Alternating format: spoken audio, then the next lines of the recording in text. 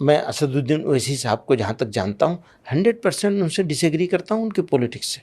अस्सलाम वालेकुम रहमतुल्लाहि व बरकातुहू। नाज़रीन, गोदी मीडिया का एंकर जो हमेशा मुसलमानों के खिलाफ नफरत अंगेज़ एंकरिंग करता रहता है, सुशांत सिन्हा। इसके पास एक तरफ तो हमारे बड़े उलमा, बड़े अकायदीन बता रहे हैं कि गोदी मीडिया के चैनल्स पर मुसलमानों को नहीं जाना चाहिए। मौलाना महमूद मदनी साहब का कल इसके चैनल पर एक इंटरव्यू हुआ है। असदुद्दीन ओवैसी के खिलाफ मौलाना महमूद मदनी साहब ने जो बातें कही हैं, यकीनन असदुद्दीन ओवैसी साहब के चाहने वाले ही नहीं बल्कि बहुत सारे लोग इनके इस बयान से इख्तिलाफ कर रहे हैं। उन्होंने कहा कि ओवैसी साहब के साथ जो लोग जमा होते हैं, उनके बयानात सुनते हैं, वो बिल्कुल पागल किस्म के लोग होते हैं। यानी जितने लोग ओवैसी साहब के बयानात सुनने जाते हैं वो पागल होते हैं और सिपाहियों की तरह वो काम कर रहे हैं। यूपी में उनको वोट नहीं मिला, हैदराबाद के अलावा उनको वोट कहीं नहीं मिला। लोग उन्हें अपना नेता नहीं मानते। हैदराबाद से बाहर मत निकले ओवैसी साहब, मैंने बारहा उनको कहा, लेकिन वो बात नहीं मानते। मौलाना महमूद मदनी ने कहा कि ओवैसी की सियासत से मैं 100% मुत्तफिक नहीं हूँ। तमाम बातों को सुनकर असदुद्दीन ओवैसी साहब ने क्या जवाब दिया है, वीडियो में जरूर सुने। पूरे 48 लोकसभा की सीटें हैं और एक भी मुसलमान नहीं है इसमें। तो ये आप देखिए कि आपकी आवाज कैसे जाएगी पार्लियामेंट में। अगर हम ये समझेंगे कि नहीं असदुद्दीन ओवैसी है, फुला है, भाई आपको मुस्तकबिल के लिए तो तैयारी करना है ना। आप कर्नाटका में आखिरी मर्तबा एक एमपी जीते थे 2004 में। 9 का पार्लियामेंट इलेक्शन हो गया, 14 का हो गया, 19 का हो गया, 24 का हो गया। गुजरात में तो 40 साल से मुस्लिम एमपी जीता। अभी चिड़िया कम्युनिटी के जिम्मेदार बैठे यहाँ पर। 40 साल से कोई नहीं जीता। आखिरी बार अहमद भाई पटेल जीते 84 में। राजस्थान में कोई मुसलमान एमपी नहीं है, मध्य प्रदेश में नहीं है। अच्छा, जितने ये 24 जीत कर आए, इसमें से सिर्फ 2 एमपीज की कामयाबी सेकुलरिज्म की जो बोलते हैं उसकी कामयाबी बोल सकते हैं। एक तो डीएमके ने एक मुस्लिम लीग के एमपी को तमिलनाडु से कामयाब किया, वहां पर सिर्फ मेरे ख्याल से 20% मुसलमान, और एक हमारे अंसारी साहब गाजीपुर से, जहां पर सिर्फ 10% मुसलमान है। तो जितने भी हम लोग जीत कर आए बशमूल मेरे, वहां पर उन पार्लियामेंट हल्कों जीत कर आए जहां पर मुसलमान 30%, 35% ज्यादा है। तो इसमें को इनका क्या रोल है, ये पार्टी का क्या रोल है? आप अपनी कामयाबी दिखाइए जिताकर। पहले टिकट नहीं देते, अब जीतेंगे कैसा? आप टिकट देंगे तो इलेक्शन लड़ेंगे ना। तो ये बहुत बड़ा मसला है। इसके लिए हमको एक लाहेमंद ये तय करना है कि हमको आप टिकट दो। अगर आप नहीं देंगे तो फिर हम आपको उसका खमियाजा भुगतना पड़ेगा। तो ये सिर्फ 2014 से नहीं शुरू हुआ। ये मौलाना अबुल कलाम आजाद रहमतुल्लाह अलैह को बोले आप जाके रामपुर से लड़ो, और मौलाना बोले कि भाई मैं मुजाहिद आजादी हूं, मैं जेलों को गया हूं। तो बोले नहीं, आपको रामपुर से लड़ना पड़ेगा। क्यों रामपुर लड़ना पड़ेगा? क्यों? ज्यादा मुसलमान थे वहां पे। तो ये बीमारी उस जमाने की है, ये बीमारी अभी की नहीं है, तारीख है। तो इसीलिए हमको इस पे बहुत गहराई से, संजीदगी से अगर हम काम करेंगे तभी हम लोग अपने नुमाइंदों को बढ़ा सकेंगे। वरना हम लोग खुश हो जाते हैं, हमारा कॉर्पोरेटर जीत गया, हमारा सरपंच जीत गया, हमारा वो जीत गया। हमारा असल कानून बनता विधानसभा में, पार्लियामेंट में, और वहां पर आपको हम जैसा दूसरे समाज के लोग जीत कर आ रहे, मुस्लिम समाज भी जीत कर आ रहा है। इसमें कोई फिरका परस्ती की बात नहीं है। ये जब सब समाज का जीत कर आ रहे तो हम क्यों नहीं जीत सकते? भाई आप डेटा उठाकर देखिए, बैकवर्ड क्लास का पहली मर्तबा अपर कास्ट के बराबर उनके एमपी जीत गए। जब मैं पार्लियामेंट में बात बोला तो सबके चेहरे उतर गए, सबको बड़ी तकलीफ हो गई। और एक साहब तो आके बोले कि तुम किस बुनियाद पे बोल रहे? तो उनको पेपर कटिंग निकाल के देखा, इस अखबार ने लिखा, अखबार झूठ नहीं बोल सकता है। तो ये हमको मुश्तरका तौर पर एक सोचकर इसके ऊपर काम करने की जरूरत है। वरना अगर हम लोग सिर्फ वोट डालने वाले बन जाएंगे तो कोई कदर नहीं करता कि आप वोट लेना पड़ेगा। अब जैसा आपका कोई कैंडिडेट खड़ा हो गया, पहले तो आप ये दिमाग से बात निकाल दीजिए कि खाली वही पार्टी हमको जिता सकती है। आपको वही पार्टी नहीं जिता सकती। आपको वो पुरानी कहानी है, 40 साल पुरानी कहानी, अभी नहीं चलने वाली आज के जमाने में। वो पुरानी पार्टी बहुत पुरानी है, ठीक है, अच्छा है, मगर अभी आपको हालात को देखकर आपको अच्छे सही फैसले लेना पड़ेगा। डर की बुनियाद पर फैसला ले रहे हैं आप तो फिर कुछ नहीं कर सकते। आपको उम्मीद की बुनियाद पर फैसला लेना पड़ेगा। और इसमें हमारे को रिस्क उठाना पड़ेगा। मिसाल के तौर पर जब इम्तियाज जलील ऐलान किए कि मैं मुंबई को जाऊंगा और एक एहतजाज हम लोग करेंगे जो बकवास रसूलुल्लाह सल्लल्लाहु अलैहि वसल्लम के बारे में किसी ने बतने की कोशिश की, हम लोग बोला कोई आसमान पे थूका तो आसमान पे थूक नहीं आता, उस पे आता हो। तो सब लोग बोले क्या कर रहे हैं, क्यों कर रहे हैं, फसाद हो जाएगा। पहली चीज फसाद हो जाएगा, लोग मर जाएंगे, वो बात पुरानी हो गई। तो आप अगर प्रोटेस्ट को छोड़ देंगे तो फिर आपकी अहमियत क्या होगी। तो हम लोग रिस्क लिए, हम बोले नहीं हम ऐलान करें। इम्तियाज जलील को बोला कि नहीं अब ऐलान हो गया, हम लोग करेंगे। बहुत से लोग दबाव डाले। हिंदुस्तान की एक बहुत बड़ी शख्सियतें हैं जिनका मैं बड़ा एहतराम करता हूँ, उनको अपनी आंखों में सर पे रखता हूँ, वो भी उनसे ही फोन कराए।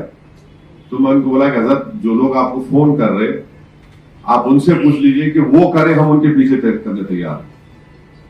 तो हजरत हंस दिए, बोले वो कैसा करेंगे वो लोग, बोला फिर हम कर लेते। मगर ये रिस्क जो है ना, जिंदगी में जब तक रिस्क नहीं उठाए आप अल्लाह पे तवक्कल नहीं करें, ये कोई चीज हासिल होने वाली नहीं है। वरना तो ऐसे ही होगा, फिर 40 साल के बाद फिर हम लोग सब मर जाएंगे, कोई और बैठ के यही बात करेगा। अभी से अगर हमको माहौल को संभालना है, समझना है, कुछ हासिल करना है, तो हमको अब वोट लेने वाला बनना पड़ेगा। आप वोट नहीं लेंगे, आपसे बोलेंगे नहीं इलेक्शन आया, वो क्या करेंगे, हमारे पास ऑप्शन नहीं है, हमारे पास कोई नहीं है, तो ऐसा ही होगा। उनको कोई फिक्र नहीं है। आखिर बात आपको बोल रहा हूं कि 2019 में जब यूएपीए का कानून बीजेपी और उसमें तरमीम करके बहुत सख्त कर दी उसको, तो उस कानून की तायीद लोकसभा में किसने की, आप लोगों को मालूम? किसी को मालूम उस कानून की तायीद बीजेपी के साथ किसने की? कांग्रेस ने। अब उसी कानून के तहत दिल्ली में जब CAA का प्रोटेस्ट हुआ, उस कानून के तहत 5-5 साल से बच्चे सड़ रहे जेल में, और उसमें एक बच्ची भी है, उसमें 2 बच्चियां हैं जो 4 साल से जेल में। अब इसका क्या बोलेंगे आप? मैं खड़े होकर तकरीर बोला कि क्या कर रहे तुम लोग, ये तो ये उनको मालूम कि इलेक्शन आएगा तो ये कम्युनिटी इसी को बोलो देखो उनको हराना है, बस उनके पास एक जादू है, कौन सा वजीफा है नहीं मालूम, कब वजीफे का असर खत्म होगा नहीं मालूम, उनको हराना है, बोल दो हम लोग आमन्ना सदार नाम तैयार है। वो ऐसा तो नहीं होगा, फिर तो फिर और कानून बनेगा। तो ये इन चीजों पर सबको, हमको, आपको सोचकर एक लाहेमल तय करना है, और तभी तो हमारी लीडरशिप डेवलप होगी। लीडरशिप डेवलप होगी तो फिर कोई आपकी आवाज बनेगा, कोई आपके लड़ेगा, कोई बोलेगा आपके लिए, वरना तो फिर ऐसा ही अब ट्रिपल तलाक का कानून बन रहा था। मरहूम मौलाना असराउल्लाह कासमी साहब रहमतुल्लाह अलैह दारुल देवबंद के ना सिर्फ पढ़े हुए बल्कि शूरा के मेंबर है, आप जानते होंगे। मौलाना पार्लियामेंट को नहीं आए जब पहला मर्तबा बिल पेश हो रहा था, बाद में मौलाना बोले कि मेरी पार्टी मेरे को बोली मत बोलो।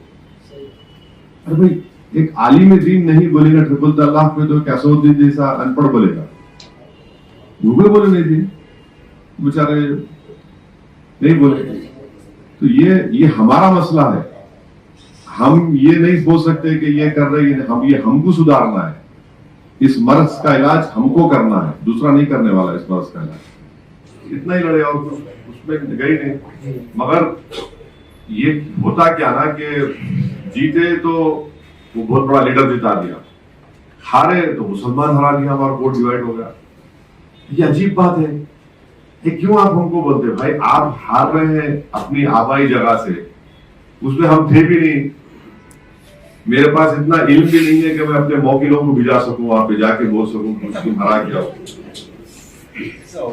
अरे ऐसा है भी नहीं मेरे पास, गुनाहगार आदमी हूं। तो हर चीज का इल्जाम मेरे सर पे डाल देना तो बहुत आसान है। तो ये तो गलत बात है ना। आप पहले राजस्थान में आप टिकट नहीं देते किसी को भी,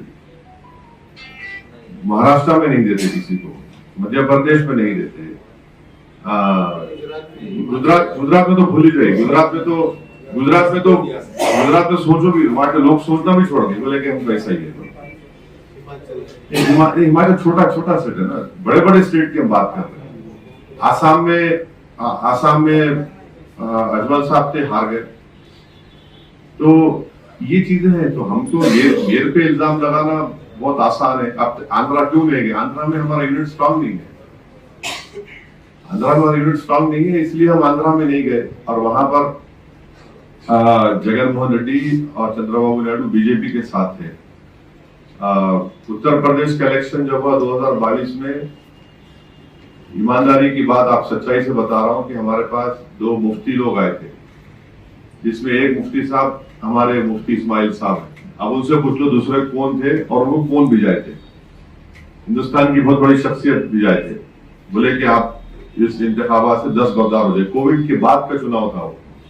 तो मैं बोला कि भाई अभी 10 बरदार कैसे हो सकते हैं? मैं 4-5 कैंडिडेट का ऐलान कर दिया, मैं तो 20 समंदर में तीर रहा हूं। तो लोग बोले कि आप साहिल पे आ जाइए। साहिल, सियासत के समंदर में साहिल पाई नहीं सकते, या तो डूबना या डूबने से बचा लेना अपने आप को। तो बोले कि फिर क्या करना? तो एक तजवीज है, आप मेरे को वो समाजवादी पार्टी से अलायंस करा दो। बोले कितने सीट चाहिए? 400 सीट, मतलब 10 सीट। और उस जगह से जहां समाजवादी का एमएलए नहीं है। बहुत खुश हुए, दुआएं दिए, पप्पी लिए मेरे माथे को। मैं बहुत खुश हो गया। तो बोला बोल के बताइए।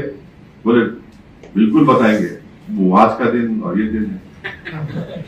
नाज़रीन, वीडियो को शेयर करें, चैनल पर नए हैं तो सब्सक्राइब करना ना भूलें।